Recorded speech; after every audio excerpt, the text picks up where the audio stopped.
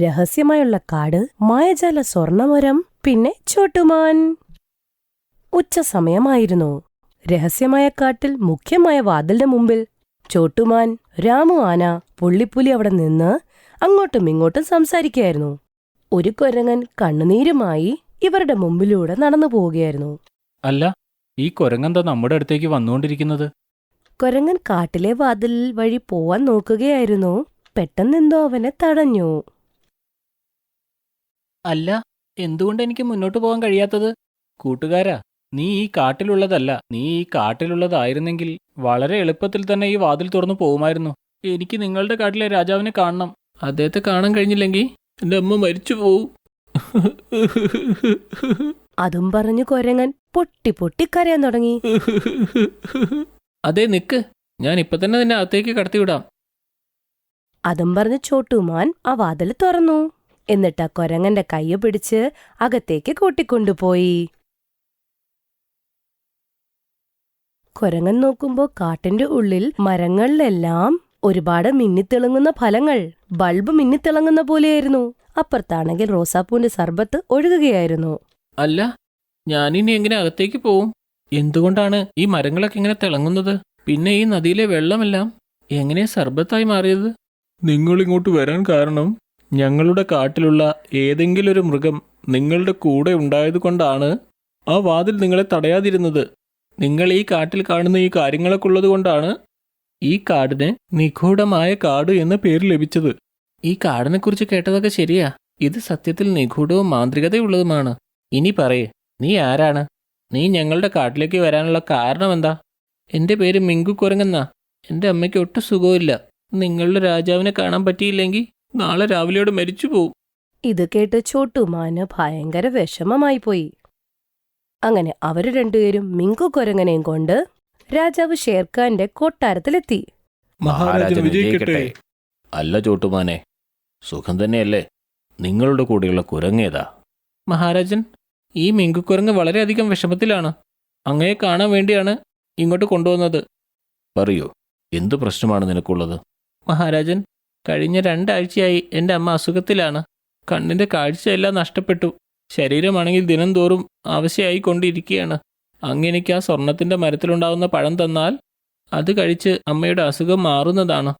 ഇല്ല, ഞാൻ ആ പഴം അങ്ങനെയൊന്നും ആർക്കും കൊടുക്കില്ല. ഇവനെ ഇപ്പം തന്നെ ഇവിടെ നിന്ന് പുറത്താക്ക്. ഇത് കേട്ട് എല്ലാരും അങ്ങ് ഞെട്ടിപ്പോയി. രാജാവിന്റെ സഹായിയായ കാണ്ടാമൃഗം കുരങ്ങനെ ഇടിച്ചു പുറത്താക്കി.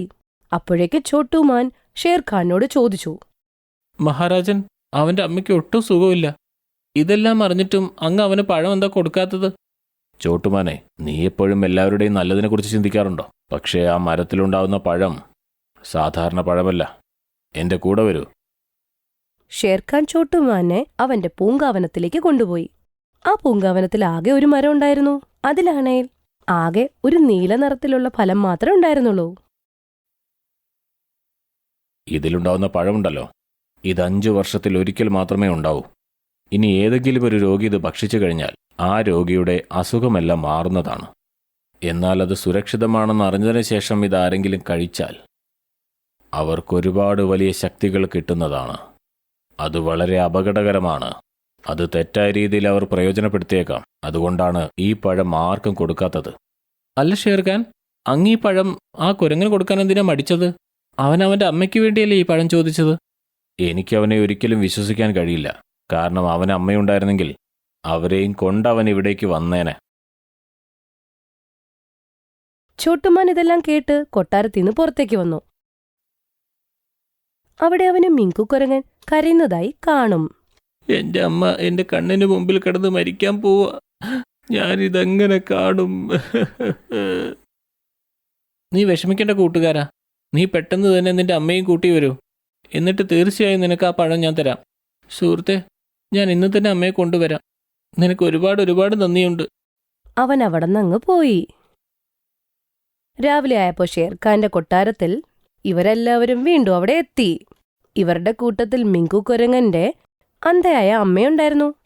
മഹാരാജൻ കണ്ടില്ലേ, ഇതാണ് എൻ്റെ അമ്മ. അവർക്ക് കണ്ണ് കാണില്ല. അവരുടെ അസുഖമാണെങ്കിൽ മാറിയിട്ടുമില്ല. അയ്യോ, ഞാനിപ്പോ ചാകുവേ. ഞാനിപ്പോ മരിച്ചു പോയാല് എന്റെ ഈ ബുദ്ധിമുട്ടെല്ലാം അവസാനിക്കുമല്ലോ. ഇങ്ങനെ പറഞ്ഞ് അമ്മ കുരങ്ങ് താഴത്തേക്ക് വീണു. എന്നിട്ട് ദീർഘശ്വാസം വിടാൻ തുടങ്ങി.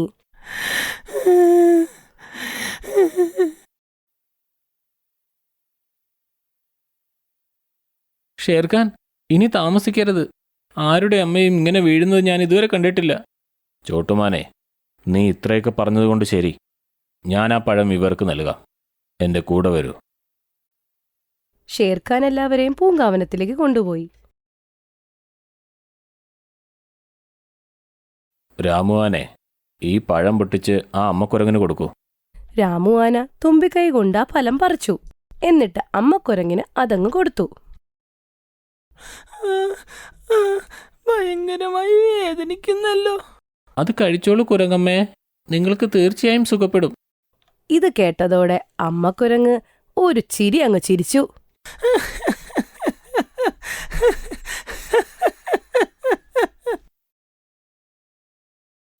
അമ്മക്കുരങ്ങ് ആ ഫലം നേരെ മിങ്കു കുരങ്ങനെ എറിഞ്ഞുകൊടുത്തു.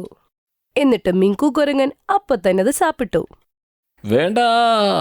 ഒരു നിമിഷത്തേക്ക് എല്ലാവരും നിശബ്ദരായി. ഷേർഖാൻ അപ്പൊ തന്നെ എടുത്തു ചാടി മിങ്കു കുരങ്ങന്റെ അടുത്തേക്ക് പോയി. അപ്പോഴേക്കും മിങ്കു കുരങ്ങൻ ആകാശത്തേക്ക് കൈകറക്കി മായാജാലം ചെയ്തു. അപ്പോഴേക്ക് ഷേർഖാൻ കൂട്ടിലകപ്പെട്ടു. നിങ്ങളെല്ലാവരും എന്റെ തന്ത്രങ്ങൾക്ക് ഇരയായല്ലേ? അവനാ ശക്തി കിട്ടിയിരിക്കുന്നു. ഇനി ഇവിടെ നിന്നാ നമ്മളെല്ലാവരും അവൻ ബന്ദിയാക്കും.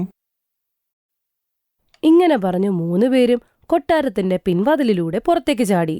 മിങ്കു കുരങ്ങൻ കൊട്ടാരത്തിന്റെ ദർബാറിലേക്ക് എത്തി. മിങ്കക്കുരങ്ങേ, ഷേർഖാന്റെ കിരീടം നീ എന്തിനാ തലയിൽ ചൂടിയിരിക്കുന്നത്? ഷേർഖാൻ എവിടെയാണ്? നിങ്ങൾക്ക് ഷേർഖാനെ കാണുന്നുണ്ടോ? എന്നാ കണ്ടോ? അപ്പോഴേക്കും ബന്ധനത്തിലായ ഷേർഖാൻ ആ കൂടോടെ പ്രത്യക്ഷപ്പെട്ടു.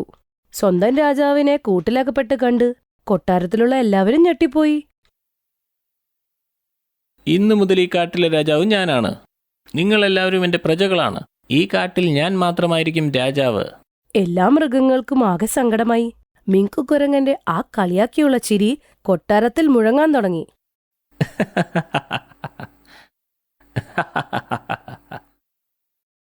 ഇപ്പുറത്ത് ചോട്ടുമാൻ അവൻ ചെയ്ത തെറ്റും ആലോചിച്ച് സ്വയം പഴി ചൊല്ലുകയായിരുന്നു. ഞാൻ ഷേർഖാൻ പറഞ്ഞ വാക്കുകളൊന്നും കേട്ടില്ല.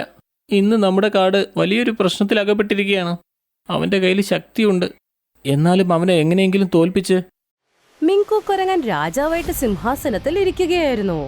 കൂടെ നിന്ന കാണ്ടാമൃഗത്തിന് ഇതൊന്നും ഇഷ്ടപ്പെടുന്നുണ്ടായിരുന്നില്ല. ഷേർഖാനാണെങ്കിൽ കൂട്ടിലകപ്പെട്ടിരിക്കുകയായിരുന്നു. ഇന്നു മുതൽ ഞാൻ ഈ കാട്ടിൽ പുതിയൊരു നിയമം ഉണ്ടാക്കാൻ പോവുകയാണ്. കാട്ടിലുള്ള എല്ലാവരും എന്റെ നിയമങ്ങൾ പാലിക്കേണ്ടതാണ്. കുറച്ചു കഴിഞ്ഞ് മിങ്കു കുരങ്ങൻ ഒരു കല്ലിലിരിക്കുകയായിരുന്നു. കാട്ടിലെ എല്ലാ മൃഗങ്ങളും തലകുനിച്ച് അവന്റെ മുമ്പിൽ നിൽക്കുന്നു. ഇന്നു മുതൽ, ഇപ്പോൾ മുതൽ മാംസാഹാരികളായ എല്ലാ മൃഗങ്ങളും അവരുടെ ശക്തി വർദ്ധിപ്പിക്കാൻ വേണ്ടി ഒരു മടിയും കൂടാതെ സസ്യബുക്കുകളെ വേട്ടയാടേണ്ടതാണ്. പരുന്തിനും കഴുകനും എപ്പോൾ വേണമെങ്കിലും പക്ഷികളെ തിന്നാവുന്നതാണ്. ഇതെന്താ പറയണേ മഹാരാജാവേ? ഇതുപോലത്തെ കാര്യങ്ങളൊക്കെ പറഞ്ഞ ഞങ്ങളെപ്പോലത്തെ പക്ഷികൾ എങ്ങനെ ഞങ്ങളുടെ ജീവൻ രക്ഷിക്കും? ജീവൻ രക്ഷിക്കാൻ വേണ്ടി ഒരേ ഒരു വഴി മാത്രമേ ഉള്ളൂ. ഓടുക, ഓടിക്കൊണ്ടേയിരിക്കുക. ഇത് കേട്ട് ഗോൾഡി പരന്ത് നേരെ ടീനുക്കിളിയുടെ അടുത്ത് വന്നു. അയ്യോ, ആരെങ്കിലും രക്ഷിക്കണേ! ടീനുക്കിളി ജീവനും കൊണ്ടോടി. ഗോൾഡി പരന്തു അതിന്റെ പുറകെ. പുതിയ രാജാവ് ഞങ്ങൾക്ക് വേട്ടയാടാനുള്ള സ്വാതന്ത്ര്യം തന്നിട്ടുണ്ട്. ഇന്ന് ഞാൻ ഈ പട്ടാപ്പകലിൽ എല്ലാവരുടെയും മുന്നിൽ വെച്ച് നിന്നെ കൊല്ലുന്നതാണ്. ഇത് കണ്ട് മിങ്കു കുരങ്ങൻ ചെറിയ അഹങ്കാരത്തോടെ ചിരിക്കാൻ തുടങ്ങി. പറയൂ, മിങ്കു മഹാരാജാവ് ജയിക്കട്ടെ എന്ന്. ഇത് കേട്ടിട്ട് മറ്റു മൃഗങ്ങൾ മിണ്ടാതിരുന്നു. ഒരു ജിറാഫ് മുമ്പിലേക്ക് വന്നു പറഞ്ഞു, നിന്നെപ്പോലൊരു ദുഷ്ടനെ ഞങ്ങൾ രാജാവായി അംഗീകരിക്കില്ല. എന്തു പറഞ്ഞു? എന്നെ രാജാവായി അംഗീകരിക്കില്ലെന്നോ? എങ്കിൽ ഇതാ. മിങ്കു കുരങ്ങൻ അപ്പൊ തന്നെ മാന്ത്രികം ഉപയോഗിച്ചു.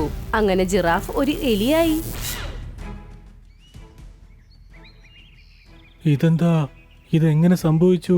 പറയൂ, എനിക്ക് വേണ്ടി ജയ് വിളിച്ചില്ലെങ്കിൽ നിങ്ങളെല്ലാവരും ഞാൻ അപ്രത്യക്ഷനാക്കും. എല്ലാവർക്കും അവനെ ഇപ്പൊ പേടിയായി. അവന് വേണ്ടി എല്ലാരും ജയ് ജയ് വിളിക്കാൻ തുടങ്ങി. മിങ്കു മഹാരാജാവ് വിജയ്! രാമു ആന, ചോട്ടുമാൻ, പുള്ളിപ്പുലി ഒരു മരത്തിന്റെ അടിയിലിരിക്കുകയായിരുന്നു. ഞാൻ പറഞ്ഞില്ലായിരുന്നെങ്കിൽ വഞ്ചകനായ മിങ്കു കുരങ്ങിന് ഷേർഖാൻ ഒരിക്കലും ആ മാന്ത്രികപ്പഴം നൽകില്ലായിരുന്നു. അത് കഴിച്ചപ്പോൾ അവൻ ഈ കാടിന്റെ രാജാവായി മാറിയിരിക്കുന്നു. എനിക്ക് എങ്ങനെയെങ്കിലും നമ്മുടെ രാജാവിനെ മോചിപ്പിക്കണം. അങ്ങനെ ഈ കാടിന് വീണ്ടും സ്വാതന്ത്ര്യം കൊടുക്കണം. അവനിപ്പോ വലിയ ശക്തിശാലിയായി മാറിയിരിക്കുകയാ. എനിക്കറിയില്ല നിനക്കത് ചെയ്യാൻ കഴിയുമെന്ന്. അപ്പോഴേക്കും ചോട്ടുമാൻ ഒരു പൂമ്പാറ്റയെ കാണും. അപ്പൊ അവനെന്തോ ഓർമ്മ വന്നു. കൂട്ടുകാരെ, നമ്മുടെ കാട്ടിലൊരു വാതിലുണ്ട്. അതിനെക്കുറിച്ച് എന്നോട് ഷേർഖാൻ തന്നെ പറഞ്ഞിരിക്കുന്നത്. ആ വാതിൽ ബട്ടർഫ്ലൈ ലാൻഡിലാണുള്ളത്. മാത്രമല്ല അവിടെയുള്ളത് കാട്ടിലുള്ള വിചിത്രമായ ജീവികളാണ്. Butterfly land? അതെ, എനിക്ക് തോന്നുന്നത് സഹായത്തിനായി നമ്മൾ അവിടെ പോവേണ്ടതുണ്ടെന്നാ. അങ്ങനെ 3 പേരും വടക്കോട്ട് പോയി. അവിടെ ഒരു ചുമന്ന വാതിലുണ്ടായിരുന്നു. 3 പേരും അതിന്റെ അകത്ത് കയറി. അതൊരു ബട്ടർഫ്ലൈ ലാൻഡ് ആയിരുന്നു. അവര് കുറച്ചൊന്നു മുമ്പോട്ട് നടന്നതേയുള്ളൂ.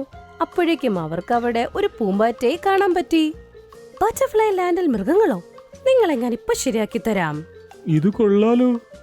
നമ്മൾ വലിയ മൃഗങ്ങളുടെ വലിപ്പമുള്ള ഒരു ചിത്രശലഭം. ആ പൂമ്പാറ്റ അവരുടെയൊക്കെ അടുത്തെത്തിയപ്പോഴാ അറിഞ്ഞത് രാമുവിനേക്കാളും അത് വലുതായിരുന്നു. എന്റെ ദൈവമേ, എനിക്ക് തോന്നുന്നത് ഈ ചിത്രശലഭത്തിന്റെ അമ്മ അതിനൊരുപാട് കോംപ്ലാൻ കൊടുക്കുന്നുണ്ടെന്നാണ്. ഇത് എന്നെക്കാളും വലിപ്പമായി. നീ ചോട്ടുമാനല്ലേ? അമ്മ ഒരുപാട് നിന്നെ കുറിച്ച് പറഞ്ഞിട്ടുണ്ട്. ബട്ടർഫ്ലൈ ലാൻഡിലേക്ക് നിന്നെ സ്വാഗതം ചെയ്യുന്നു. നന്ദി. ഇവർ രണ്ടുപേരും എന്റെ സുഹൃത്തുക്കളാണ്. ഞങ്ങൾക്ക് വേഗം തന്നെ നിങ്ങളുടെ രാജാവിനെ കാണണം. ആണോ? അതിനെന്താ, വരൂ എന്റെ കൂടെ. ആ പൂമ്പാറ്റ ഇവർ 3 പേരെയും കൊട്ടാരത്തിലേക്ക് കൊണ്ടുപോയി. അവിടെ സിംഹാസനത്തിൽ മയിലിരിക്കുകയായിരുന്നു. ആ കൊള്ളാലോ. നീയാണോ ചോട്ടുമാൻ? അതെ മഹാരാജൻ. ഞാൻ നിന്നെക്കുറിച്ചുള്ള ധീര കഥകളൊക്കെ ഒരുപാട് കേട്ടിട്ടുണ്ട്. പറയൂ, ഈ ബട്ടർഫ്ലൈ ലാൻഡിലേക്ക് വന്നതിന്റെ ഉദ്ദേശം പറയൂ. മയിൽ രാജാവിനോട് ചോട്ടുമാൻ എല്ലാം പറഞ്ഞു. അദ്ദേഹത്തിനും അത് സങ്കടമായി. ഇത് വലിയൊരു പ്രശ്നമാണല്ലോ. പക്ഷേ മാന്ത്രിക മരത്തിന്റെ പഴം കഴിച്ച അവന്റെ ശക്തിയൊക്കെ നിഷ്പ്രഭമാക്കാൻ നമുക്ക് കഴിയും. അങ്ങ് എന്താണ് പറഞ്ഞത്? സത്യമാണോ? എങ്കിൽ പറയൂ, അതെങ്ങനെയാണ് ചെയ്യുന്നത്? എന്റെ കൂടെ വരൂ. മയിൽ രാജാവ് കൊട്ടാരത്തിലെ പൂന്തോട്ടത്തിൽ കൊണ്ടുപോയി. അവിടെ വെള്ളിയുടെ ഒരു മരമുണ്ടായിരുന്നു. പക്ഷെ അതിൽ പച്ച നിറത്തിലെ ഫലമുണ്ടായിരുന്നു. ഇതാണ് ആ പഴം. ഇത് കഴിച്ചു കഴിഞ്ഞാൽ സ്വർണ്ണമരത്തിന്റെ പഴത്തിന്റെ ശക്തി ഇല്ലാതാക്കാൻ കഴിയും. വളരെ നന്ദി മഹാരാജൻ. ആന ആ ഫലം പറിച്ചെടുത്ത് ചോട്ടുമാന് കൊടുത്തു. പഴത്തിന്റെ കൂടെ ഞാൻ രാമുവാനയ്ക്ക് ഒരു ശക്തി കൂടി തരുന്നു. എപ്പോഴൊക്കെ വായുവിൽ തുമ്പിക്കൈ ഉയർത്തുന്നുവോ അപ്പോൾ കുറച്ച് സമയത്തേക്ക് അപ്രത്യക്ഷനാകാൻ കഴിയും. പിന്നെ ആരും നിന്നെ കാണില്ല. വളരെ നന്ദിയുണ്ട് മഹാരാജൻ. മയിൽ രാജാവിനോട് യാത്ര പറഞ്ഞ അവര് 3 പേരും തിരിച്ചവരുടെ കാട്ടിലേക്ക് വന്നു. കൊട്ടാരത്തിന്റെ പുറത്തുനിന്ന് അവരൊന്ന് ആലോചിച്ചു. രാമു അനാവന്റെ തുമ്പിക്കൈ കൊണ്ട് ഒന്ന് അപ്രത്യക്ഷനായി. എന്നിട്ട് പതുക്കെ കൊട്ടാരത്തിന്റെ അകത്തേക്ക് കയറി. എന്നിട്ട് ഷേർഖാന്റെ കൂട്ടിന്റെ അവിടെ നിന്നു. പുള്ളിപ്പുലി അത് കഴിഞ്ഞ് അകത്തേക്ക് വന്നു. ഒരു പ്രശ്നമുണ്ട് മഹാരാജൻ, ഒരു പ്രശ്നമുണ്ട്. എന്തു പറ്റി ബഗീര? എന്താണെങ്കിലും പറയൂ. ചോട്ടുമാൻ നിങ്ങളെ കൊല്ലാൻ വേണ്ടി ഇങ്ങോട്ട് വരുന്നുണ്ട്. എന്നെ കൊല്ലാൻ വേണ്ടിയോ? എട വിഡ്ഢി, എന്നെ ആർക്കും കൊല്ലാനാവില്ല. ഈ കാട്ടിൽ എന്നേക്കാൾ ശക്തിശാലിയായി ആരും തന്നെയില്ല. അതൊക്കെ ശരി തന്നെയാ. പക്ഷേ ചോട്ടുമാൻ ബട്ടർഫ്ലൈ ലാൻഡിൽ പോയി ആ പഴം കഴിച്ചതിന് ശേഷം അവന്റെ ശക്തി അങ്ങയുടെ ശക്തിയേക്കാൾ വളരെ കൂടുതലാണ്. ഇതെന്താ ഈ പറയുന്നത്? ബട്ടർഫ്ലൈ ലാൻഡിലെ പഴമോ? അപ്പോഴേക്ക് ചോട്ടുമാൻ ആ ഫലവും കൊണ്ട് കൊട്ടാരത്തിന്റെ അകത്തേക്ക് കയറി വന്നു. എടാ ദുഷ്ടക്കുരങ്ങേ, ഞാൻ നിന്നെ എന്നേക്കുമായി തീർക്കാൻ പോവാ. ഈ പഴം കഴിച്ചാൽ എനിക്ക് നിന്നേക്കാൾ അധികം ശക്തി ലഭിക്കുന്നതാണ്. അത് ശരി, അങ്ങനെയാണല്ലേ? അങ്ങനെ മിങ്കു കുരങ്ങൻ അവന്റെ വിരലെടുത്ത് മായാജാലം ചെയ്ത് ചോട്ടുമാന്റെ കയ്യിലിരുന്ന ആ ഫലം തന്നെത്താനെ കുരങ്ങന്റെ കയ്യിലെത്തി. അയ്യോ അരുത്, ആ പഴം കഴിക്കരുതേ ദുഷ്ട. ഈ പഴം കഴിച്ച് മറ്റാരും എന്നേക്കാൾ വലിയ ശക്തനാവാൻ ഞാൻ ആഗ്രഹിക്കുന്നില്ല. അതുകൊണ്ട് ഈ പഴം ഞാൻ തന്നെ കഴിക്കാം. മൃഗങ്ങൾ പേടിച്ചുപോയി. എന്നിട്ട് മിങ്കു കുരങ്ങൻ ആ ഫലം പെട്ടെന്ന് കഴിച്ചു. വേണ്ട. ആ നല്ല സ്വാദുള്ള പഴമാണ്. ഇനി കണ്ടോ ചോട്ടുമാനെ, ഞാൻ നിന്നെ എങ്ങനെയാണ് തീർക്കാൻ പോകുന്നതെന്ന്. അവൻ അപ്പൊ തന്നെ അവന്റെ വിരലെടുത്ത് നേരെ ചോട്ടുമാന് വീശി. പക്ഷെ അവന് ഒന്നും സംഭവിച്ചില്ല. അല്ല, ഇതെന്തു പറ്റി? എന്റെ ശക്തി എന്താ ഒന്നും പ്രവർത്തിക്കാത്തത്? ഈ പഴം നീ കഴിച്ചതോടുകൂടി സ്വർണ്ണമരത്തിന്റെ പഴം കഴിച്ചിട്ടുള്ള നിന്റെ ശക്തിയെല്ലാം പോയിരിക്കുകയാണ്. ഞാൻ നിന്നോട് മുമ്പേ പറഞ്ഞില്ലേ, ഇതെല്ലാം എന്റെ ബുദ്ധിയായിരുന്നു. അതില് വീണ് നീ കുടുങ്ങിപ്പോയി. അങ്ങനെ നിന്റെ ശക്തിയും പോയി. ഞാൻ നിന്നെ വെറുതെ വിടില്ല ചോട്ടുമാനെ. അപ്പോഴേക്ക് രാമു ആന ഷേർഖാന്റെ കൂട് തുറന്നു വിട്ടു. ദുഷ്ടനായ കുരങ്ങ. വേണ്ട. ഷേർഖാൻ നേരെ മിങ്കു കുരങ്ങനെ ആക്രമിച്ച് അവനെ കൊന്നുകളഞ്ഞു.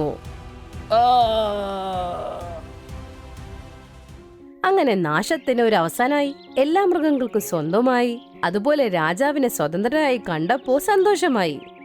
ചോട്ടുമാനെ, നീ വീണ്ടും ഒരു തവണ കൂടി നിന്റെ ധീരതയും ബുദ്ധിസാമർഥ്യവും തെളിയിച്ചിരിക്കുകയാണ്. ഞാൻ വളരെ സന്തുഷ്ടനാണ്. ഈ കാട്ടിലെ മൃഗങ്ങൾക്കെല്ലാം നീ അഭിമാനമാണ്. അങ്ങനെ ചോട്ടുമാൻ ആ കാട്ടിലെ എല്ലാവരുടെ പ്രിയപ്പെട്ടവനായി മാറി.